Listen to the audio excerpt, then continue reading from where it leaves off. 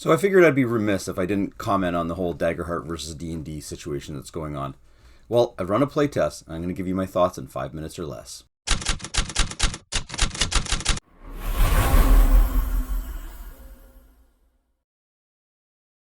I normally don't like to get in the middle of hotly debated topics such as this game is better than that game, but with all the media attention given to Daggerheart these days, it seems kind of fitting that maybe I should weigh in on the discussion. Now, I've run a playtest of Daggerheart, and I've come away from it thinking that this isn't so much a competitor to D&D, but an alternate way to play a fantasy role-playing game. Come with me and I'm going to show you what I mean.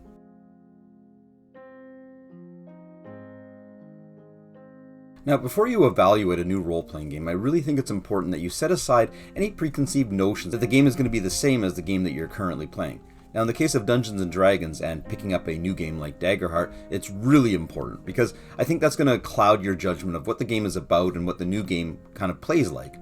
Now, in the case of Daggerheart specifically, I noticed that upon picking it up, the first thing I needed to do was kind of purge my brain of how D&D was and how this game should play very similar to D&D, but just with a different kind of skin on top.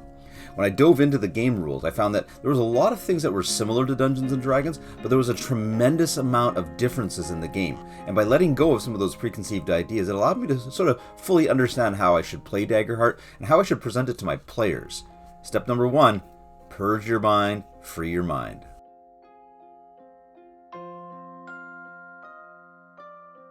Now, one of the big things that I noticed when going through the Daggerheart playtest materials is that they put a strong emphasis on collaborative storytelling.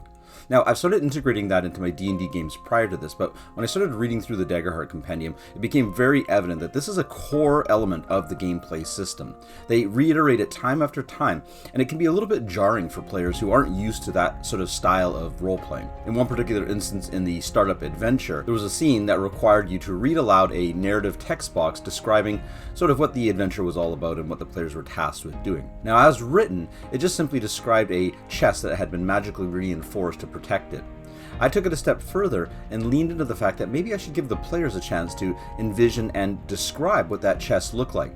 So I threw that back to the players as per sort of the mandate that Daggerheart lays out for you in storytelling. The players then took it of their own and decided to actually start describing it the way that they envisioned it. We added that to the story, folded it in, and it became a part of the overall experience.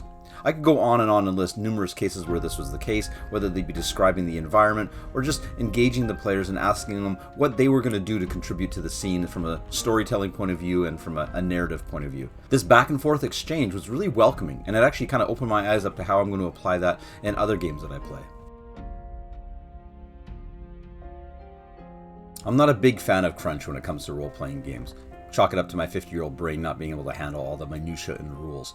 Daggerheart treads that line between crunch and flavor so beautifully that it almost becomes transparent and you don't even know that you're actually playing some of the hardcore mechanics.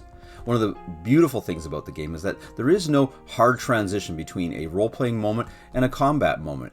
It happens naturally. Now, this can be really difficult to explain and almost really difficult to actually understand when you're playing the game, but combat sort of just naturally happens like it would in a movie or a story. If the players are at that point where they want to engage with an enemy, it just simply happens. They just tell you that they're going to attack and you allow them that attack. There's no grinding down to see if they get to go first or if the monster gets to go first. Now, there is a back and forth exchange in the economy. As the players do more actions, you in turn as the game master will have more actions at your disposal. There is a mechanic that will allow that shift to happen so that when the players are reaching that point where they're almost seeming like they're overwhelming the opponent, the combat could shift back into your favor. And that's the beauty of the game. It's kind of a natural, free-form way of determining all of this. Another aspect that I enjoy about the game is how they deal with combat and players getting hurt. Each player has an evasion score, and that evasion score determines whether or not they actually get hit themselves. Now, they also have an armor score and a way to actually apply and mitigate some of their armor to avoid some of the damage in the game. All of this is handled beautifully, and I think it's that beauty that really draws me to Daggerheart's simplicity, but at the same time is going to give my players a lot of that crunch that they want to enjoy in a role-playing game. Now at the beginning of this, I said it was going to be Daggerheart in 5 minutes or less, and I'm going to stay true to that, but there is way more to talk about when it comes to this game. Classes, abilities, progression, just the whole gamut, and I don't think I could cram it all into a 5-minute video. Suffice to say, this game is amazing. If you want my opinion right now, as of current writing, I think this game could stand toe-to-toe with Dungeons & Dragons. The problem is the marketing. Will this game get enough marketing oomph to actually push it into the minds of players who aren't just the hardcore players like myself who've been playing D&D forever? Only time will tell, but I think they've got the basis for a great game here, and I myself am going to continue to actually play this game through its beta test period. If you want to see more Daggerheart content along with my Dungeons & Dragons content, leave a comment down below. I'm seriously considering devoting a section of my time and this channel to really digging deeper into Daggerheart and seeing what the game has to offer. I hope you're all having fun playing Dungeons & Dragons out there, guys, as well as Daggerheart, and we'll talk to you soon.